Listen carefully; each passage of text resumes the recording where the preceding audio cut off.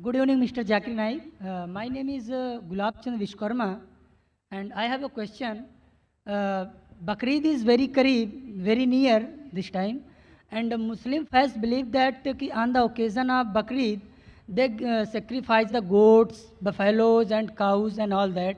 And according to the Islam, insaniyat and humanity is very important, and every faith should be pity and kind on animals and human being and all that.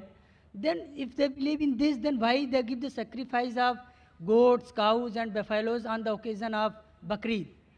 Whether they should do it, whether it is in favor of humanity or insaniyat. Brother asked a very good question, that why are we sacrificing goat on Bakrid? If it's not a Bakrid, can we sacrifice No, goat? no, no. Any animals, any No, animals. can we sacrifice goat if there's no Bakrid? They sacrifices, they kills. I'm asking you the question, that means if no Bakrid, if we sacrifice the animal, it is allowed? No. Generally, why do you? Other So our occasion direct also. question, why do you have non-veg? Correct? No, no, I'm not getting what you are saying. Your main question is, why do you have non-veg? Why do you have meat? Actually, I want to say on the occasion of Bakrid and other occasion as well. Oh, okay. I'll on the answer other both. occasion as well. On the occasion of Bakrid, Allah says in the Quran in Surah Hajj, chapter number 22, that the blood and the meat does not go to Allah, it is your piety which goes to Allah.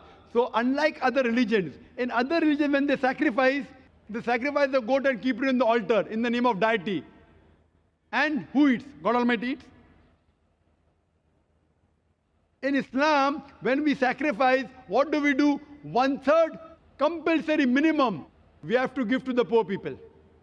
1/3 we have to give to the relatives and friends. 1/3 you can keep for yourself. So maximum you can keep is 1/3 for yourself. If you want to give full in charity also you can give. So when we are sacrificing, what are we doing? We are benefiting the humankind. We are giving them food to eat. Now giving food to eat is good or bad, brother? Giving food to the poor people to eat, is it good or bad? Good. In humanity, is it good or bad? Good. So therefore, Islam is a religion of humanity. Now you may ask the question, what about killing animals? It's good for humanity, but what about animals?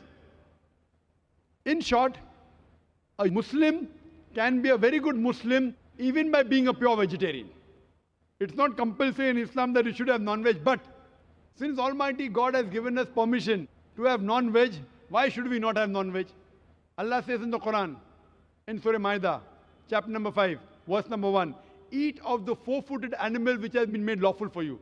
Allah says in Surah Nahl, chapter number 16, verse number 5, that the cattle has been made for you, so that you benefit from them, and of their meat you can eat. The same message repeated in Surah Mu'minun, chapter number 23, verse number 21, that in the cattle is an instructive sign. From the belly you drink milk, and of the meat you eat.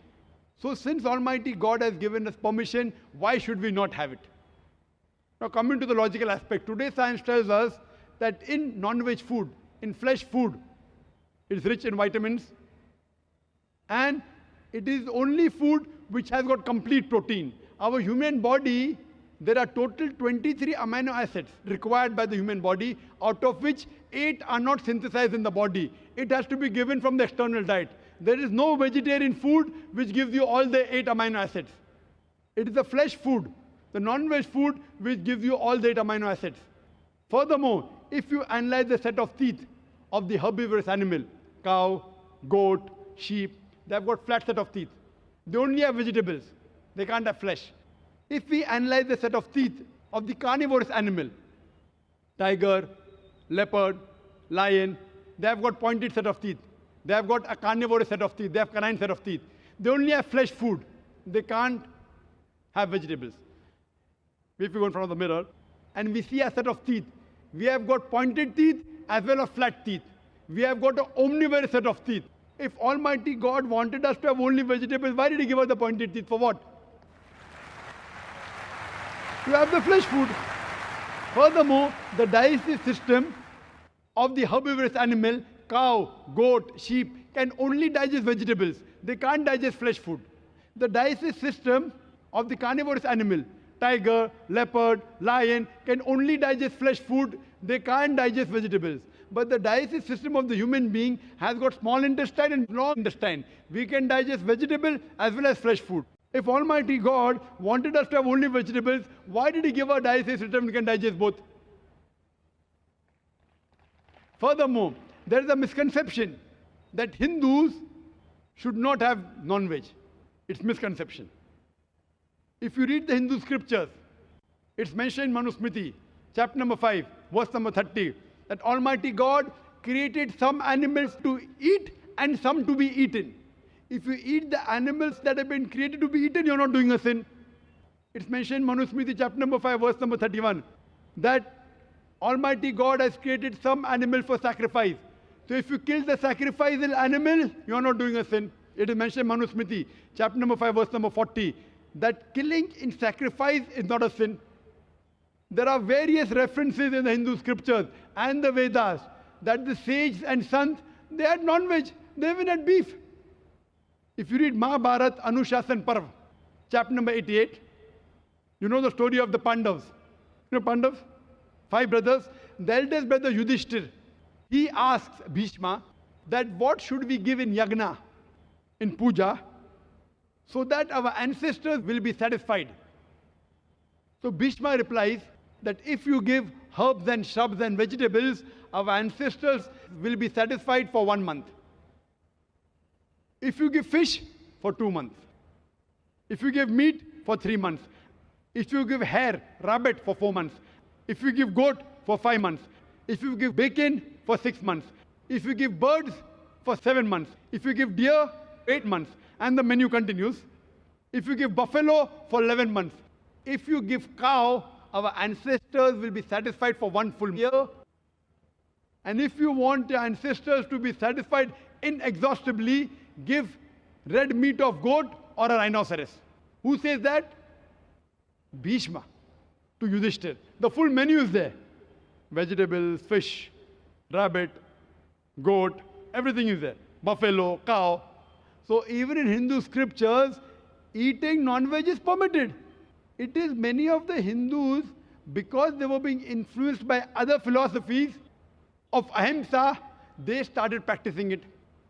And these people who follow ahimsa, that's non-violence, not killing any living creature, if any human being can lead a life without killing living creatures, I'm for it. What they say, killing animal is a big sin because they're life. Killing life is prohibited. Today science is advanced and we have come to know that even the plants have got life. So by eating vegetables, you're killing life also.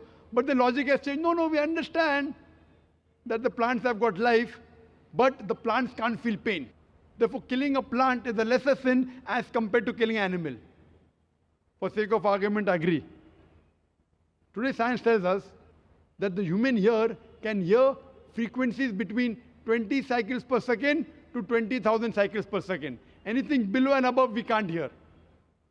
Today, science tells us that even the plant cries, but the human ear cannot hear. So there was a farmer in USA who had equipment which converted the cry of the plant to the human ear, and he used to know that that required water. Someone will say, okay, fine, I agree that the plant can feel pain, but you know, it has got 2 or 3 senses less. Therefore, killing a plant is a lesser sin as compared to killing an animal which has got 5 senses.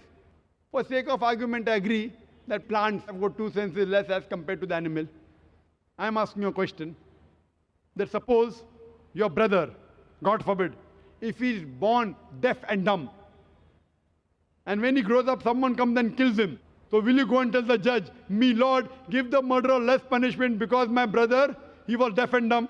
Will you say that? You will tell the judge, give him a bigger punishment. My brother was masoom. He could not hear, he could not speak. So in Islam, it does not work like that. 2 senses more, 2 senses less. Allah says in the Quran in Surah Baqarah chapter 2 verse number 168, eat of the good things we have provided for you. What is good, what is tayyib you can have.